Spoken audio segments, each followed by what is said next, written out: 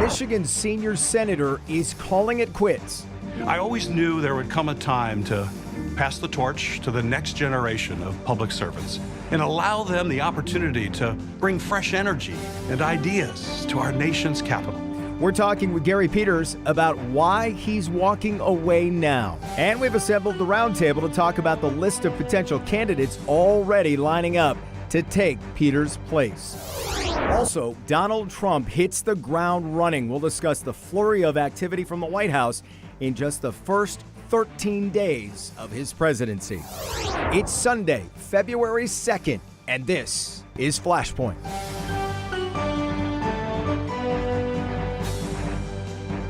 Maybe it was the fact we didn't have the Lions to steal some of our attention, but it felt like quite a busy news week. President Donald Trump issuing several executive orders. Two of them were immediately stopped by court orders. One of those eliminated birthright citizenship for people born in the U.S. to parents who are not citizens. Meantime, ICE agents have been making several arrests around the country, and according to that agency, hundreds of undocumented migrants have been detained and many already deported back to their home countries. Also, all federal employees, some 2 million of them, were offered buyouts this week in an effort to reduce the federal budget.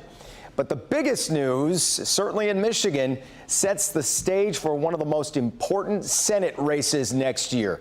Gary Peters, who just took the mantle as Michigan senior senator, announcing he's not running for re-election. Why is he walking away? Let's ask him right now on Flashpoint.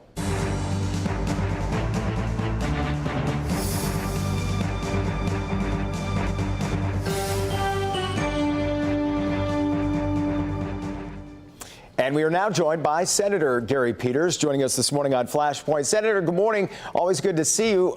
What would you say the deciding factor was for you in deciding to not run again when your term's up in 2 years? Well, I've been thinking about this for quite some time. It wasn't a kind of a sudden decision. You know, when I got elected back in 2008 to the House, I never intended to be here forever. This is going to be some public service that I would do. I think our founders said it well. I mean, they basically thought that folks would serve in Congress. First, they'd go as citizens, serve a few terms, and then go back to private life. And that's what I'm going to do. It's been certainly the honor of my life to serve here in Congress representing the people of Michigan. But there also comes a time where you can step aside and let a new person, the next generation, with new ideas and new energy come to our nation's capital. I just think that's healthy for democracy. And I wanted to make sure that if I believe that I actually act on that belief, and that's what I'm doing. Yeah, and you mentioned a new person. You've said you want to help a Democrat win that seat. Have you had any conversations with anyone yet about that? Well, not specifically. I've had a lot of folks reaching out and say nice things, which is all wonderful. I haven't had any real specific conversations about that, but certainly I want to make sure a Democrat wins. And that's a part of the decision, too. I think this is a good time. I believe that we're going to have a strong Democratic year next year, and that's what you expect in a midterm election, that whatever party is in the White House tends to lose some seats in the midterm. I would expect that to occur as well. Yeah. And then the other thing is we have really a very deep bench. We have a lot of very talented folks in the Democratic Party who are serving in public service right now. They'd make outstanding senators. So we won't have to work to try to recruit someone. I served the last 2 cycles as the campaign chair nationally for the Senate caucus, and sometimes you have to try to recruit somebody. I think we're going to have a lot of folks raising their hands, so we're going to have a lot of talented people. Likely no one, though, that would be able to land a spot on the coveted Appropriations Committee like you have, and you were the first Michigan senator to have a spot on that committee in about 50 years. Did you consider that as something that might keep you in the game a little longer? And by the way, what does Michigan lose without that person on that committee? Yeah, certainly. It's been an honor to be on the committee, and it does allow us to bring more resources back to Michigan, which is something that I've been working aggressively to do. The new person will get some seniority. Hopefully, they can move up quickly and get back on that committee as well. But certainly, all of that factors in my thinking about this, and I want to make sure Michigan stays in a strong place, and I think we will have a very strong new senator replacing me. But I do think that the idea of having new folks with energy rejuvenates our democracy on a regular way as well. So, ultimately, that's a part of my thinking. Yeah. Big part of it. When I couldn't help but wonder, it feels like when someone retires, you get messages from colleagues, even from across the aisle, rivals, with a congratulatory thing. But I couldn't help but notice Republican Senate Committee Chair Tim Scott said, quote, Gary Peters is reading the room. After spending years ignoring illegal immigration and destroying his state's auto industry, Michigan is better off without him. What was your response to that? Well, I ran the campaign committee for 2 cycles as a Democrat. I kind of thought that was I was a little surprised by that comment, to be honest with you, because it showed basically no class in my mind. And it's unfortunate that those kinds of things happen. But unfortunately, that kind of tells you the way the world is now in Congress. I come here to work bipartisan. I've passed more bills the last 3 Congresses than any other senator. In fact, last Congress, I passed more bills that I was the principal author of and the sponsor, more than any senator in 40 years. And I do it because I work in a bipartisan way. I find common ground with folks. I have great friendships with people on both sides of the aisle here, which is how we get things done. But this place has become really partisan, hyper-partisan, way too partisan. Yeah. It is a frustration for me that people have to take shots even when they don't need to take shots. They just have to be gratuitous about it, which is, that's not everybody here. But I want to say not everybody's like him. Yeah. A lot of my colleagues are actually very honorable people with great character. Not everybody here is like that, but certainly I'm pleased that I've been able to build those friendships and as a result, get meaningful, substantive, bipartisan legislation done that helps the people of the state of Michigan and the country. Let me hit some policy issues since you're on several key committees. And as a ranking member of Homeland Security, do you think the country is more secure now that President Trump has ordered troops to the southern border? We have to have secure borders. There's no question about that. And we've got to make sure that we are looking at changing some of the ways that we deal with the asylum process. We're going to need legislative action. So there's still a lot more work to do in order to deal with that issue. I've certainly done a lot as chair. We were able to hire a lot of new border patrol officers, put more people on the border, also advanced technology necessary in order to track folks that are coming across.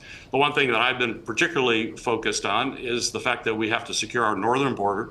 I spend a lot of time here in Washington reminding people we have a northern border, not just a southern border. Mm-hmm. And we've seen increased incursions across that border with fentanyl and human trafficking to provide resources. That's why I was very pleased that just recently I was able to stand up the Northern Border Mission Center that's going to be located at Selfridge Air National Guard Base. And Michigan's going to play a key role in actually coordinating efforts all across the northern border, which is great for Selfridge, it's great for Michigan, but it's also going to bring a more thoughtful approach to ensuring that we have maximum border security on both of our borders. Yeah, a key base for Michigan for sure, and Macomb County, a jewel up there. What concerns do you have about, we've seen Donald Trump certainly hitting the ground running this second time around. What concerns do you have about this just flurry of executive orders that have been coming, and how can Democrats kind of combat that? It feels like it's flooding the zone, almost a tactic. Yeah, certainly there's a lot happening, and if you actually look at a lot of those executive orders, they're basically meaningless. So it's about trying to sort through all of the noise and look at exactly what's happening and where there are issues to push back. I mean, we just had an issue here recently where the president is halted funding, which, by the way, is illegal under the Impoundments Act, but cut off funding for a period of time from police departments, from Head Start programs, grants to going to small businesses. It created chaos for folks, and there was a lot of pushback from everyday people who were being impacted by this really ill-informed policy and illegal policy. Which was rescinded, we should point out, too. Which they did because of that pushback. They rescinded it, but they may try that again. I mean, we have a OMB director who believes that they can determine which laws are constitutional or unconstitutional, and that's not the role of the executive. We all know that's the Supreme Court that makes those decisions, and that congressional bills, laws in this country, the president's not above the law. I think we're going to have to remind our current president that he is not above the law. He has to follow the law like every other American. Well, still a lot of time left in your term, Senator. Look forward to the next time we get to sit down and chat again. I appreciate your time this morning. Great to be with you. Take care. The Roundtable is coming up next on Flashpoint. Stay with us.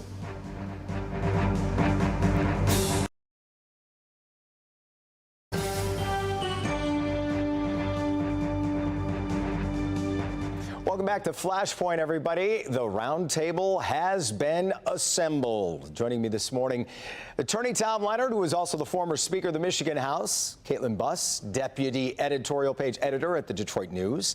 Nancy Kaffer is Editorial Page Editor for the Detroit Free Press, where Michael Griffey is a contributing columnist. He's also an attorney educator and infrastructure executive. We need to make that title a little longer for next time. Good to have everybody here. So let's start with Michigan's soon-to-be open Senate seat. We just talked to Gary Peters at length. I'm going to go right around the table, starting with you, Tom. What was your reaction when you heard this news? I think this was a senator who was reading the tea leaves. President Trump just won the state of Michigan. He walked in with an approval rating as high as Barack Obama's was in his second term. You've got 61% of citizens are enthusiastic or at least optimistic about the Trump presidency. And Gary Peters, at 66 years old, was going to have to raise $50 to $100 million to get reelected. And there was no guarantee that was going to happen. So I think this is somebody who decided at 66 years old, it's time to go. Yeah. Caitlin? Yeah, this provides a huge opportunity for Republicans. I mean, they had this opportunity in the last cycle, but they have another one. But it's also a huge challenge. Like he said, this is going to be a very expensive race. They don't have Trump at the top of the ticket this time. It'll be a midterm election. Which always makes it so challenging. So I think it's probably a bigger challenge than an opportunity, but it is a big opportunity to, upend the Senate seats for real here in Michigan. Nancy, he sits on 4 important committees, too, which I thought it seemed like a strange time, but he has his reasons. Only in the Senate is 68 considered an early shocking retirement. Yeah. I mean, he gets to have a life. He gets to do things. Does he have a grandchild now? Yeah. I mean, it's an interesting, like Caitlin was saying, there's a huge amount of fundraising that's going to have to be done for whatever seat this is. He has been a very hard worker. We've been really lucky in Michigan to have a lot of senators who care more about working hard than grabbing headlines and being flashy.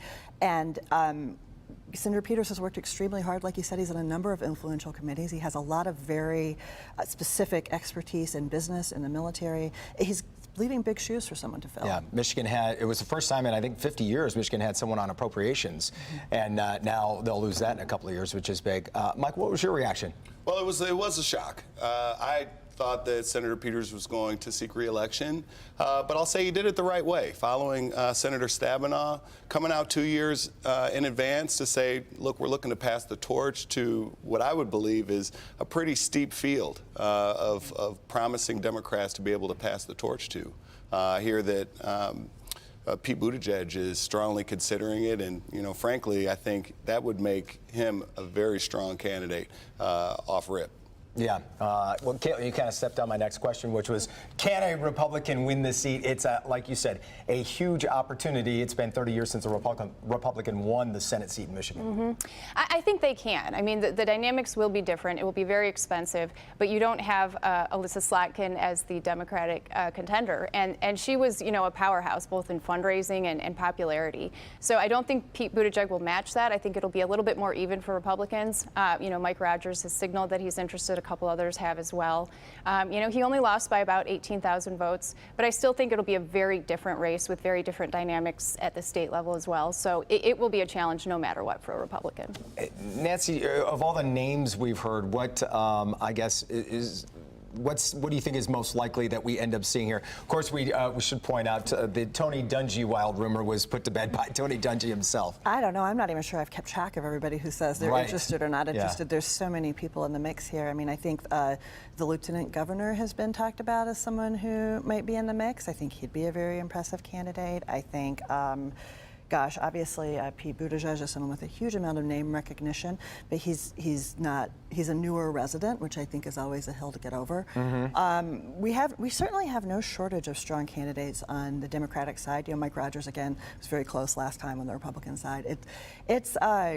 I think we're going to see a lot more names get thrown in the ring. I think there's going to be a very complex dance over the next month or so, but we're going to wind up, I hope, with a really strong field. I think, yeah, it could. And Tom, it also changes things up. You've got the governor's race still there, and only 3 candidates declared there. This could change minds, and let me know if you need to make any announcements about that today. No, this is your first show. I wouldn't give you that type of breaking news here, okay? Hey, we want the breaking news. But given now that we have those, not to mention the Detroit mayor's race, I'm kind of stepping on my next segment, but we're going to get into all possibilities there. But it feels like anything could happen. Some people might change their minds if they were thinking about one race, now maybe the other. Oh, absolutely. And this is, I mean, it's going to be a fascinating election cycle, and it is going to be the most expensive midterm we have ever experienced. And I will say, I do believe, I don't just think, I know Republicans have a very good opportunity of winning this Senate race. You know, let's not forget, with Mike Rogers, money came in about 6 weeks late. Yeah. There was about 6 weeks he was suffering, you know, he had all these attack ads going against him. There was no response. It still got within 18,000 votes. I think Republicans have a very unique and great opportunity here. Yeah, it could be he versus Buttigieg. And the other, I guess we should point out, I found it interesting, Michael, that Gretchen Whitmer's kind of doing the national TV tour right as this announcement happened, which at first made me think, whoa, that's coincidental. But she immediately said, I'm not running for senator. Does that mean we can pencil her in for president down the line? As running for president? I'll tell you, I can't speak for Governor Whitmer, but, you know, all signs do say that she is a contender in the presidential. But, you know, as far as the gubernatorial race next year, I mean, you know, Mayor Duggan coming in as an independent, I think probably gives caution to a lot of Democrats that are coming into a Democratic primary field. So now that we have Jocelyn Benson, I don't know if she'll have a Democratic opponent in a Democratic primary. Yeah, that still feels like there's more names that could jump in there. Interesting with that. But when you look at nationally, I mean, and we should point out Buttigieg, if he does jump in one of those, took notice of the White House. But Tom, when we look nationally in the White House, let me start with you. You were Speaker of the House, and I feel like the Dems are almost on, nationally speaking. Do you feel like what President Trump's doing with this flurry of executive orders, it almost feels like, is it either just following through on campaign promises or also a strategy to keep Democrats on the defensive? Well, I think you have that, but let's not forget executive orders are not a new thing. I mean, Joe Biden, I think he signed over 160, and half of these orders that President Trump has signed have been repealing Biden's orders. And I think the reason we are talking about it is because this has been the most transparent presidency I think we've seen in our lifetime. In this first week, they are on national TV every single day. I don't know how many times or how many press conferences this president has already given or delivered. So I think it's the transparency is why we are talking about it. It's not the number of orders. Yeah, they call it flooding the zone, Nancy. Like when you kind of do this, and it feels like a strategy. It is. So Stephen Miller, Trump's deputy chief of staff, so speaking of immigration, told the New York Times in 2023 that their plan was to unleash a flurry of executive orders that immigration rights advocates did not have the resources to counter. They said they were going to overwhelm the courts and that folks would not be able to fight back. And it feels like that strategy is being deployed broad scale. And while it's true that all presidents issue executive orders, these are a very specific type of executive order. I can't remember another president issuing an executive order that denied the existence of a whole class of Americans, that said there is no such thing as a transgender person. I can't remember, I mean, this isn't an executive order, but a president offering a buyout to the entire federal workforce. I can't remember a president issuing something that says that birthright citizenship is not a thing, something that contradicts the Constitution. Yeah. So while, yes, it is customary for presidents to do executive orders, more customary in recent years than it has been, historically, these are unprecedented executive orders. Some of them are more garden variety, but there are some very big, and yes, it is 100%, in my estimation, a strategy to overwhelm. Yeah, that federal buyout, by the way, could affect a couple 100,000 people in Michigan. Quickly, I just want to touch on Lansing before we go, and I have 1 minute to do this. Caitlin, let me ask you, with what we're seeing in Lansing, the dynamic of what Dems are saying they're being blocked from bills that passed, and now we could see legal action if they don't get passed by Matt Hall and the Republicans. What do you make of this? Well, I think Democrats ended their last session in complete chaos. There was a complete lack of leadership. I mean, that's why this situation has come up. Whitmer herself kind of abdicated, threw her hands up in the air, said, this is what I'm willing to do, and then, kind of skipped town or left the public's eye. So Matt Hall's trying to make what he can of it. They got a referendum. They're in control, and I think he's trying to make the best of it. I hope there's some more bipartisanship coming. I think that's possible here with a couple reforms, but we'll see. All right, I got to leave it there. Guys, thanks so much for being here. I appreciate all your thoughts. We're coming right back on Flashpoint. Stay there.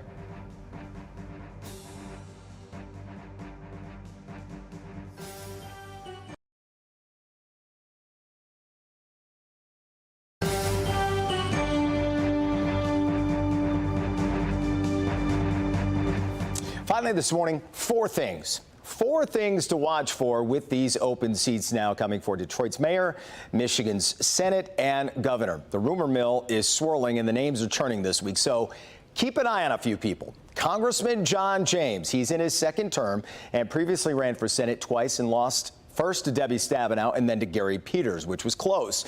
But don't expect him to run for Senate again. I'm hearing he's not wild about the constant travel to Washington and is more interested in being closer to family. Watch for him to leave Congress and make a run for governor.